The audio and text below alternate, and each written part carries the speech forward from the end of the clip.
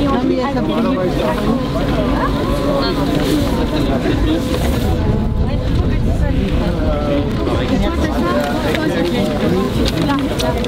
tiens là, comme ça. Elle a eu 14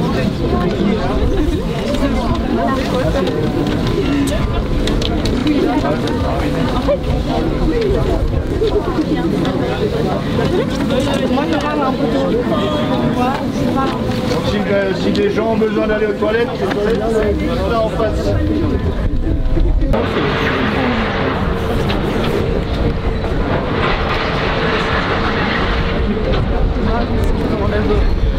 Bien Karine, toi ici. Il y en a qui ont photo avec votre appareil. Je vais en faire une.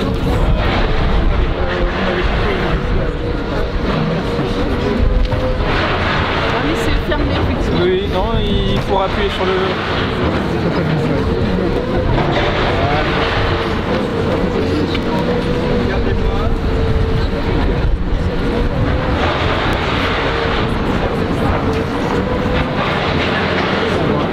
Merci beaucoup. Attendez, je le prends si tu le prends.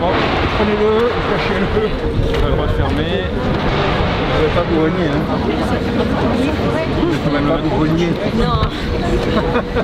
Vous avez tous un air de famille. On a un air de incroyable. famille. Je me rends pas compte. C'est normal, hein, c'est pire de famille. Salut, salut. Voilà, regardez ça.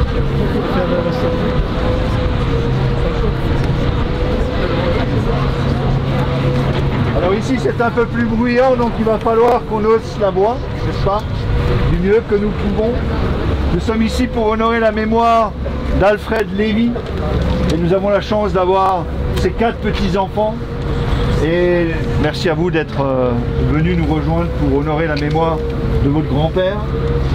On va donner le pavé pour qu'il soit scellé définitivement dans le sol de Saverne. Vous pouvez y aller.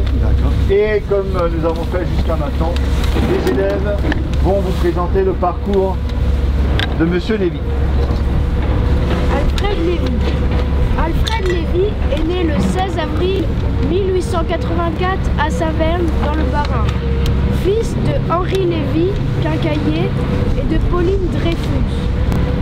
En 1929, il épouse Ina Erna Mertz de Monsvillers dans le Bas-Rhin, fille d'Auguste Mertz et de Lydia Klein. Le couple a un enfant, Lévy-Georges, né en 1931 à Strasbourg.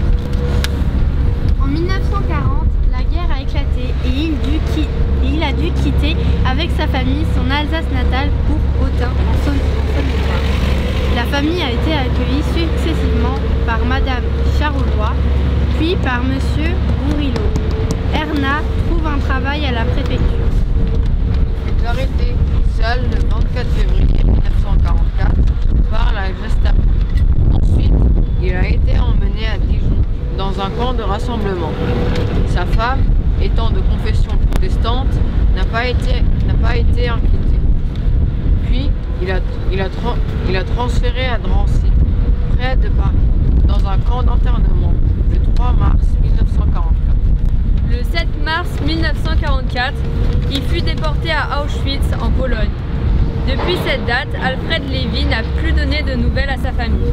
Il est assassiné le 12 mars 1944 dès son arrivée au camp d'extermination. Sa femme est revenue habiter à Saverne, après la libération, le 7 septembre 1945. Elle y donne des leçons de piano. Son fils devient étudiant à Strasbourg. Alfred Lévy reçoit la mention de mort en déportation en 1953.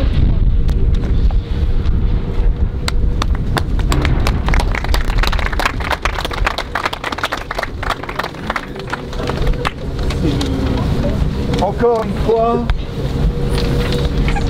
on pense toujours que la guerre, c'est quelque chose, c'est un espèce de fouillis et qu'on ne peut pas retrouver les traces. Vous avez vu avec quelle précision on arrive aujourd'hui encore à retracer le parcours de ces gens. Et il est important aussi que les familles puissent avoir accès à ces informations qui sont importantes. Alors pour les dates de décès, vous avez entendu, déporté le 7 mars et assassiné le 12 mars. En fait, nous n'avons pour les dates de décès très régulièrement, très souvent, pas de certitude. Parce que les décès n'ont pas été inscrits pour la plupart à Auschwitz. Donc les autorités françaises à l'époque ajoutaient 5 jours à la date de déportation pour fixer la date de décès. Donc le décès officiel de M. Lévy est le 12 mars 1944, mais en réalité, ça restera toujours un mystère. En tout cas, il faut bien fixer une date. Je ne sais pas si M. Lévy a la mention mort pour la France. En tout cas, si ça n'est pas le cas, les démarches sont faites et il l'aura. Voilà, sachez-le. Et je vous informerai évidemment dès que les négociations auront abouti. Mais il y a droit, il n'y a aucun problème. Voilà, donc de plus en plus ils sont rapides et efficaces.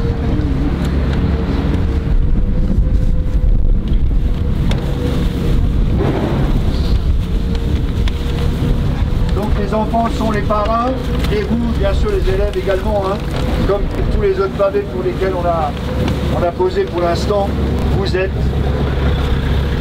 allez on va dire, vous avez la charge morale de ces pavés quand vous passerez. Quand vous passez, vous pouvez poser un caillou, vous pouvez simplement penser à eux et ce sera déjà beaucoup. En tout cas, merci pour tout le travail vraiment exceptionnel que vous avez fait.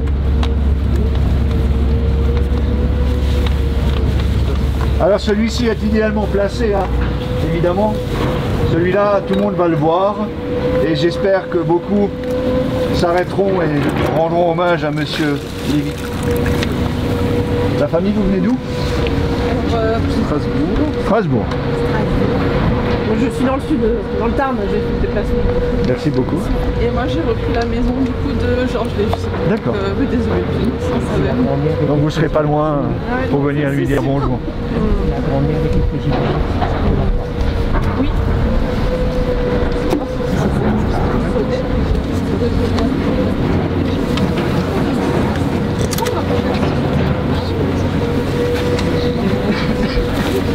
Donc à nouveau, si quelqu'un veut poser un caillou, c'est le moment. Si vous en avez encore.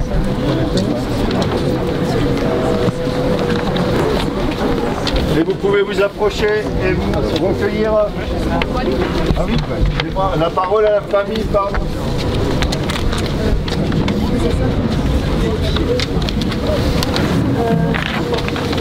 Alors en fait, pour nous, c'est un moment très particulier parce que c'est vrai que notre papa a très peu parlé de son père, de ce qui est arrivé de la déportation.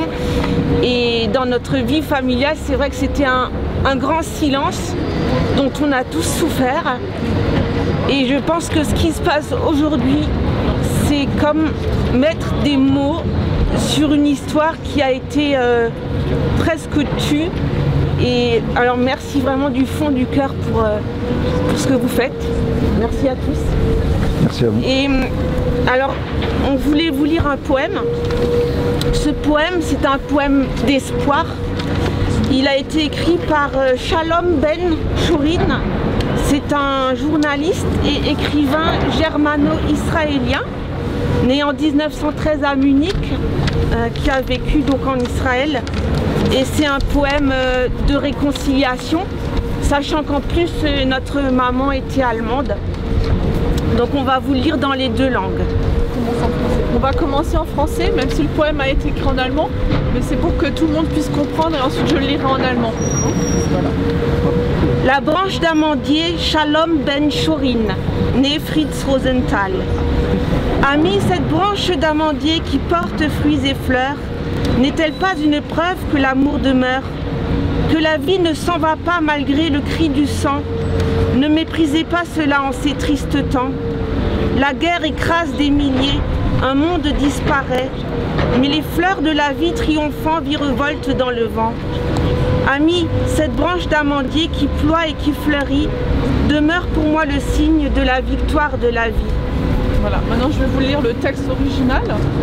Freunde, dass der Mandelzweig wieder blüht und treibt, ist das nicht ein Fingerzeig, dass die Liebe bleibt? Dass die Liebe nicht vergingt, so viel Blut auch schreit, achtet dieses nicht gering in der trübsten Zeit. Tausende zerstampft der Krieg, eine Welt vergeht, doch des Lebens Blütensieg leicht im Winde weht. Freunde, dass der Mandelzweig sich in Blüten wiegt, das bleibt mir ein Fingerzeig für des Lebens Sieg. Merci à tous.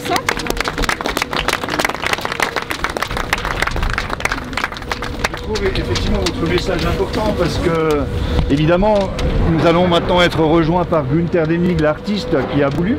Il est allemand. Ce projet, il l'a créé parce qu'il est fils de nazi.